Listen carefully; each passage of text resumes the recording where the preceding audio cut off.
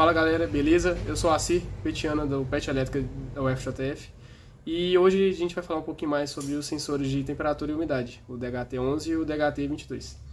Esses sensores de temperatura e umidade, eles desempenham um papel vital tanto na eletrônica quanto na automação. Na eletrônica eles podem monitorar a temperatura de dispositivos, basicamente eles garantem que os processos industriais ocorram da maneira mais correta possível. Na automação, esses dispositivos são essenciais para garantir a climatização de residências, prédios, locais, pode ser também para economizar energia, prevenir danos também.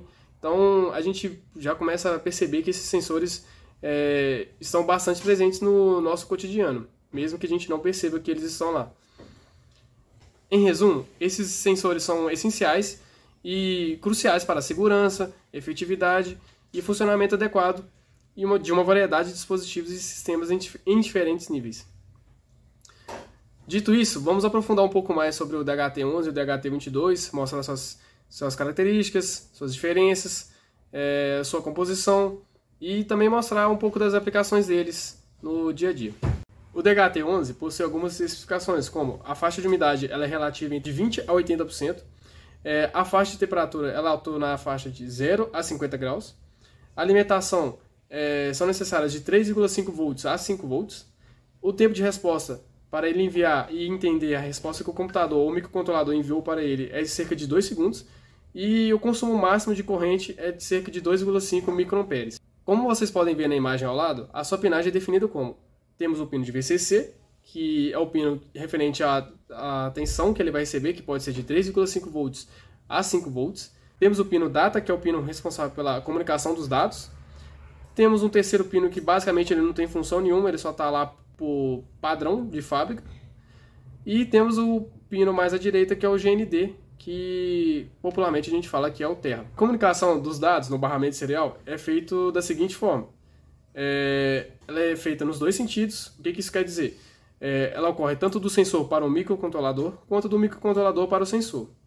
O protocolo de comunicação pode ser dividido em três partes. Primeiro, você tem a requisição. O que isso quer dizer? O sensor ele precisa ser requisitado para ele poder enviar os dados. Depois temos a resposta, que é o sensor envia a resposta depois de ser requisitado.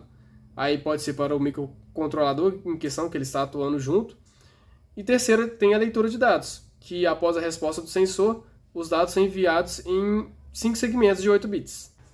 Os dois primeiros bytes correspondem à umidade relativa e elas são feitas na forma integral e decimal. O terceiro e quarto byte formam a temperatura em graus Celsius na forma integral e decimal, e o último byte é um cheque geral dos dados. Aqui temos um exemplo de um código utilizando o DHT11 junto ao microcontrolador Arduino. Como vocês podem ver, nesse código ele mostra os valores de umidade e temperatura. Os valores de umidade, eles são, como eu falei mais cedo lá, eles são definidos em porcentagem, e os valores de temperatura já está na escala Celsius. Nesse caso, os valores foram mostrados em uma janela do programa.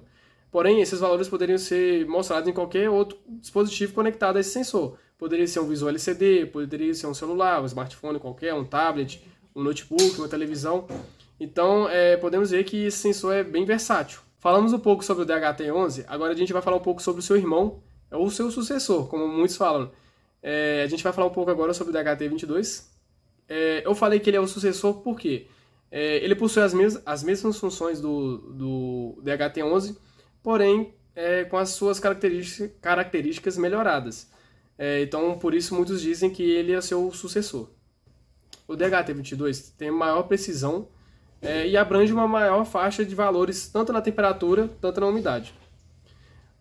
Porém, por trás de todo esse avanço, ele tem um contra, e esse contra é o custo. Ele é consideravelmente mais caro do que o seu antecessor, o DHT11.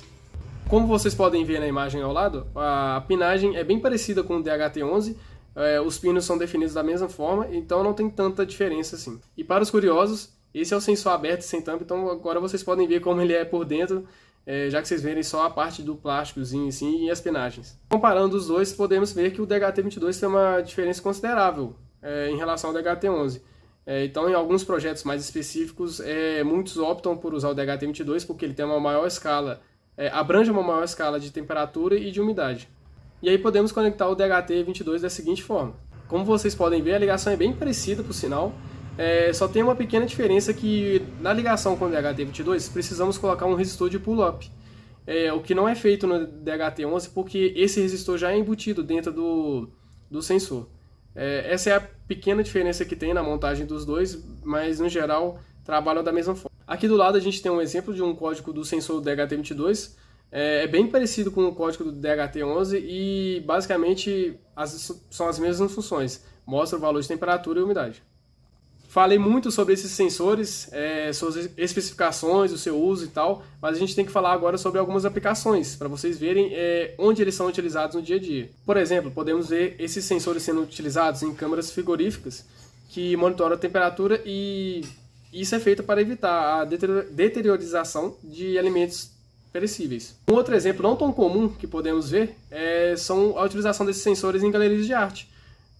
Algumas obras, manuscritos, artefatos históricos precisam ser mantidos em temperatura ambiente, alguma temperatura específica, e aí esses sensores entram para garantir a climatização e a temperatura ideal para cada obra. Na área da saúde, temos as indústrias farmacêuticas que utilizam desses sensores para garantir que condições como temperatura e umidade sejam mantidas dentro dos limites precisos para preservar a qualidade e segurança dos produtos. Nos automóveis, por exemplo, temos a utilização desses sensores para o controle de clima automotivo, para regular a temperatura interna do veículo. E como eu falei mais cedo, esses sensores podem ser integrados com diversos dispositivos. Então, por exemplo, em carros mais recentes, temos um visor embutido no carro que consegue mostrar a temperatura interna do carro. Essa temperatura só é mostrada porque tem uma comunicação com o sensor, provavelmente um DHT22 presente dentro do carro.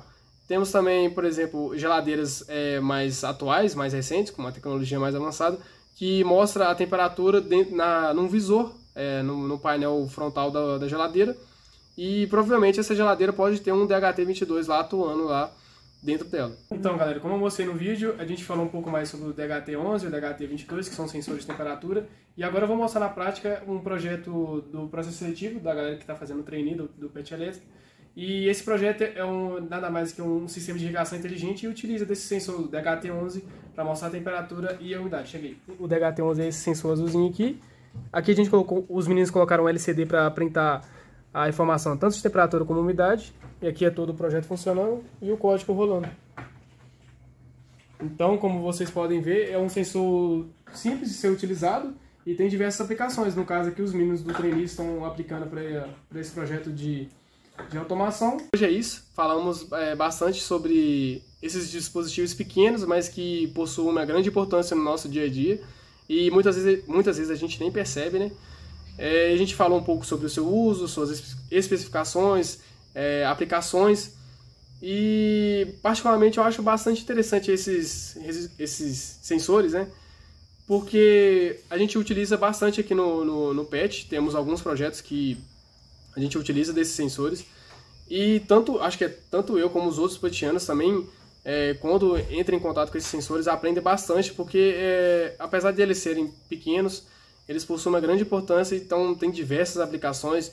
Igual eu falei, tem galerias de arte que utilizam esses sensores, frigoríficos, a indústria farmacêutica, a indústria automobilística, então tem uma ampla gama de possibilidades para onde vai ser aplicado esses sensores.